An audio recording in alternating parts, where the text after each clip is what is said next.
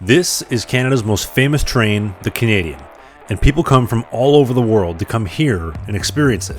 This is the third episode in a series where I'll take the train across Canada, from Vancouver to Montreal, uncovering some of our country's biggest hidden gems along the way and featuring stops at as many of Canada's railway hotels as possible in my attempt to rewind the clock and capture an experience that you got a century ago when you traveled across the country during the golden era of Canadian rail travel.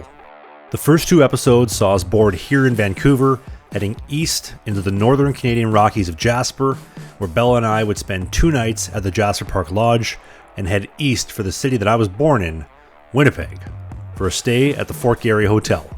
Today, we'll continue east through northern Ontario for 2 days before pulling into downtown Toronto, changing trains, and heading for our final destination of downtown Montreal.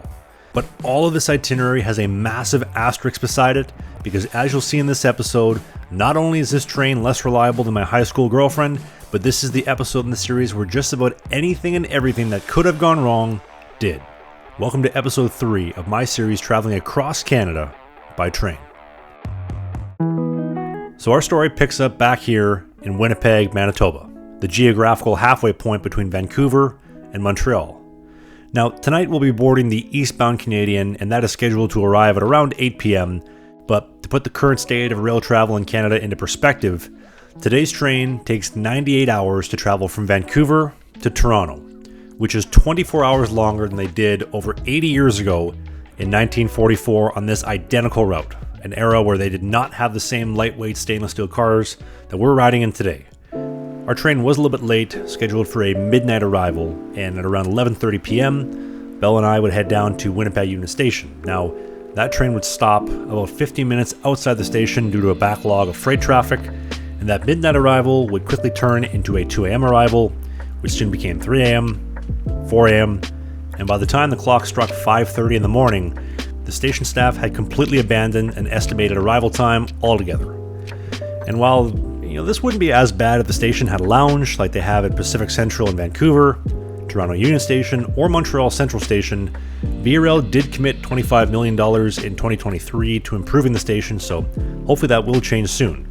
But this station has actually been the home of the Canadian in Winnipeg since 1979, when Via Rail took over all Canada's passenger service for the Canadian Pacific and Canadian National.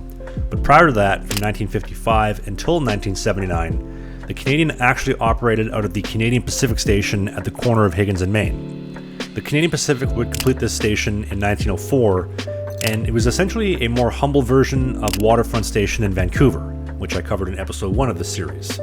And in 1906, CP would complete their first railway hotel on the prairies adjacent to this station, the Royal Alexandra Hotel. And this hotel and station were the same gateway for thousands of immigrants and travelers arriving in Winnipeg in the early 20th century for a new life on the prairies. And in 1955, when the Canadian debuted her daily departures in east and westbound directions, she would arrive here at the back of the station, heading west out of the Winnipeg yards, to the Rockies in Banff, down the spiral tunnels into Field, BC, and arriving on the Pacific in Vancouver 2 days later. But December of 1967 saw CP announce the closure of the hotel and would demolish her 4 years later in 1971. And although the adjacent station would continue to host the Canadian for 8 more years until Via Rail was formed in 1978, and the following year in 1979, Via elected to use exclusively CN stations for all of their major railway depots, moving service over to today's Winnipeg Union Station. And although the Canadian Pacific Station hasn't seen a passenger train in almost half a century, it still stands today. And what an experience it must have been to arrive here in the great station in summer or for a new life across the prairies, compared to today where the area around it has fallen into complete chaos, further emphasizing the fact that if you build it, they'll come. And Union Station embodies that statement beautifully, because the Forks Market outside the station was the former Grand Trunk Pacific and Canadian National Yard.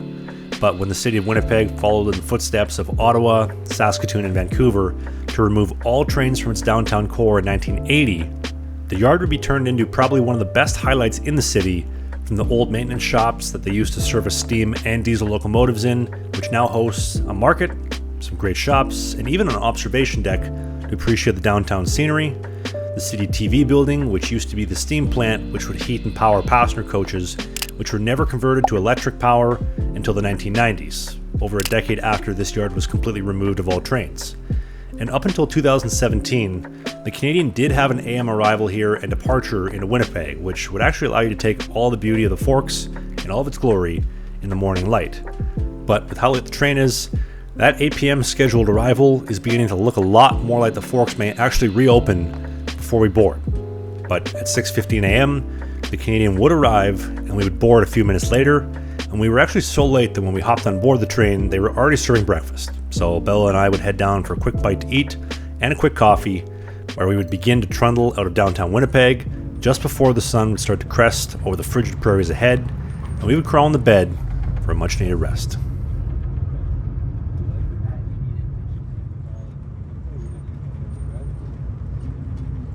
Our sleeping accommodations on this trip are upper berths, and those are located in the Manor sleeping cars, which are, in my opinion, the absolute best value on this train. Prior to 1991, all these cars were steam powered, so it was not possible to heat a hot water tank on board, but when all of these cars switched to electric heat, hot water tanks became a reality, and so were onboard showers, which is actually really cool, and the water actually has fantastic pressure and good flow on the train, which is kind of hard to believe. And also at the same time, kind of gross to think that from 1955 until 1991, it was 3 days straight of stinking from Montreal to Vancouver. But these Manor sleeping cars themselves are all named after prominent Canadian heroes, like Sir John A. Macdonald, although Canada's first Prime Minister and helped form Canada in 1867, when he championed the Canadian Pacific to complete the first coast-to-coast railway in 1885, getting British Columbia to join Confederation in the process. This was probably the greatest moment in Canadian history, and without him, who knows where Canada would be. A man that I would say is probably more than worthy of being honored on Canada's most famous train.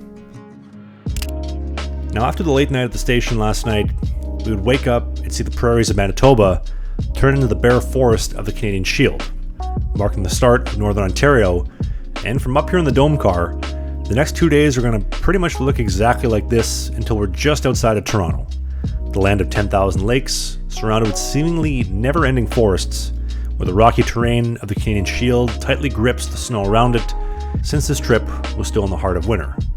Just like here in Reddit, Ontario, just east of the Manitoba border, seemingly off on a siding in the middle of nowhere.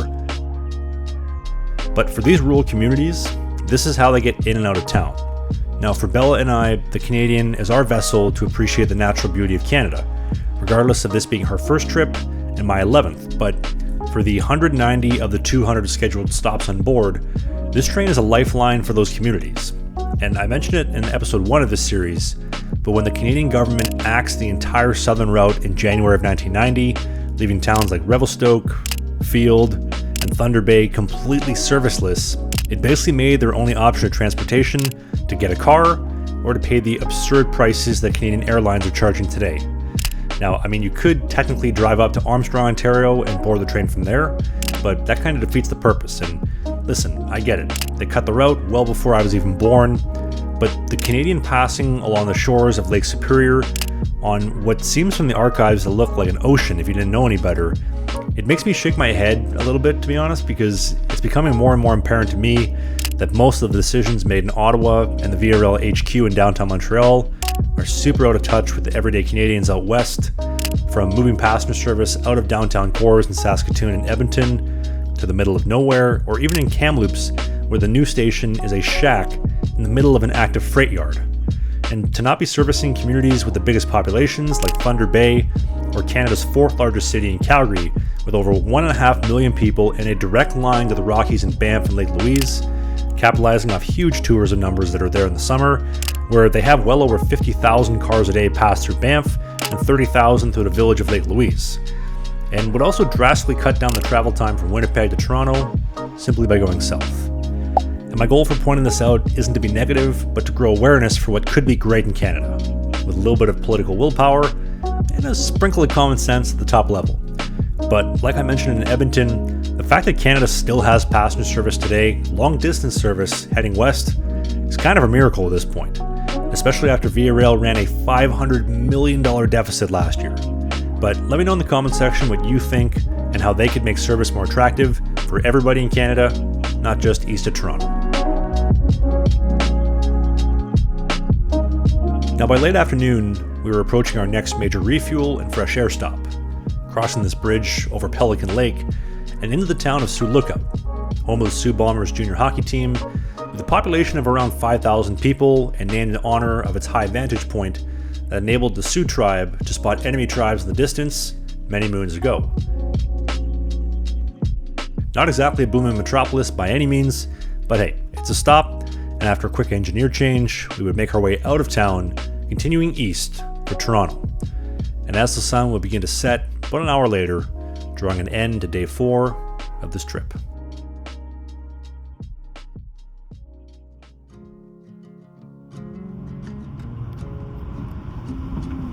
So this morning we would wake up just outside of Capreol, Ontario, which means we are roughly 6 hours behind schedule. But if this was an on-time train, this stop would be in the middle of the night. And like I mentioned earlier, life is all about perspective. And our goal for this trip was to enjoy as much of the experience as possible. So I think this is a positive because it's only letting us see a part of the trip that would otherwise be in complete darkness. All right, Dick, come on down. Thank you. All right. Wow, what a beautiful day. The stop in Capreol is only 15 minutes, but Capreol Station is adjacent to the Northern Ontario Railway Museum, which houses the legendary CN 6077 steam locomotive. So I referenced 6015 in Jasper and 6043 in Winnipeg last episode, but 6077 has a dark story. She was involved in a major crash in Brantford, Ontario in 1945, losing control around a turn. Now all passengers were safe, but the entire engineer crew would pass, and following the wreck, she would go into repairs and be put back into service until 1960, where she was set to be scrapped in Winnipeg in 1967, but at the last minute, the locomotive was donated to the town of Capreol, where she would run some luxury excursions before being put on permanent display in the Northern Ontario Railway Museum, where she has rested ever since. And if you can't tell, I absolutely love steam locomotives, and hopefully I'll be able to experience a few more of those in the future. Actually, any to be honest, because I've never experienced one. And as we reboard the train, we would head down the track, past the station, for one last chance to appreciate that relic from the golden era of rail travel in Canada, back when steam reigned supreme. Now, in case you haven't noticed, the Northern Ontario commute really doesn't have a whole lot to offer outside of being a transportation vessel from Winnipeg to Toronto. But for me, the train is the destination, and getting to spend quality time with family and the people that you love is truly what it's all about. And there is no greater place to do that than the park car. It's the final car on the consist, and today's version has the black stripe on the exterior to signal the recent renovations made. And when the Canadian Pacific ordered the stainless steel fleet in 1953, they named the final car on the consist the park car, named after Canada's most famous national and provincial parks, from the Banff Park Car, which was the first park car delivered in 1954 and named after Canada's first national park in Banff. From Revelstoke to Yoho, or Waterton to Assiniboine Park, these were all some of the famous park cars in the fleet, but today there's only 4 of these cars that have the updated black trim and the most recent renovations: Glacier Park, Prince Albert Park, Laurentide Park, and the one that we are riding in today, Kootenay Park, featuring a few prestige sleepers at the front, a full cafe with all your beverage needs, a bullet lounge at the back with these updated couches that are really nice, and to be honest, a great spot to catch a sunset or a sunrise from the back, looking down the track, and couple that with the all-you-can-eat coffee and tea bar only feet away. It truly is a rock star setup. And as a history nerd myself, I love the historical canvases they have in all the park cars, ranging from the opening of Toronto Union Station, the eastern terminus on this route, to the last spike outside of Revelstoke, or here in the Kootenay Park car with a shot of Canada's greatest patriot, Sir John A. Macdonald, taking the train through the Rockies for the first time in 1886. But the real draw is up in the dome, with the best views from the back, putting the train truly into perspective as the consist twists and snakes through the landscapes of Northern Ontario. And on that note, what was supposed to be a dreary cloudy day today actually saw the sun shine down on the over 70-year-old stainless steel consist. And listen, I'm no photographer by any means, but these Northern Ontario forests will absolutely keep you honest because the best shots appear only for a few seconds before they're gone. So you gotta be quick. Now by late afternoon, we'd pass by Sudbury Junction, which means we are about 10 hours outside of Toronto, and although the Canadian does not pass through Canada's nickel capital, the actual town of Sudbury, This was a huge stop when the Canadian debuted from 1955 onward. Sudbury marked the meeting point between the Montreal and Ottawa portion of the train with the Toronto portion, coupling up and heading west, or if they were heading east, they would split here. But after the 1990 government cuts, the Montreal-Ottawa portion were removed from the route forever in favor of only Toronto. Now, I hate to be the bad news bears, but an on-time arrival into Toronto is 2 p.m. and we're just passing Sudbury Junction at 2 p.m. So, considering we are well over 8 hours behind, that pretty much is going to write off any chance of having us into Montreal later tonight, and likely going to be leaving us stranded in Toronto Union Station overnight.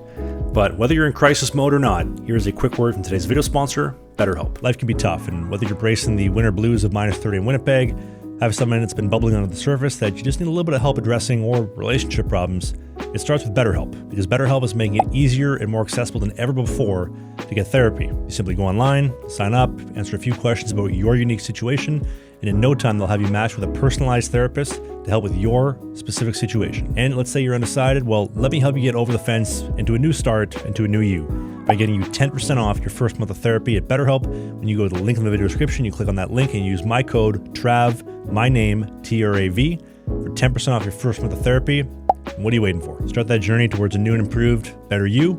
And thank you very much to BetterHelp for sponsoring this video and making this series possible. So the sun would begin to set, and we would spend the final hours in the darkness. That was until the lights of Toronto would begin to appear off in the distance, and as the towering skyscrapers would begin to come into focus, this would be our final stretch of this chapter across Canada.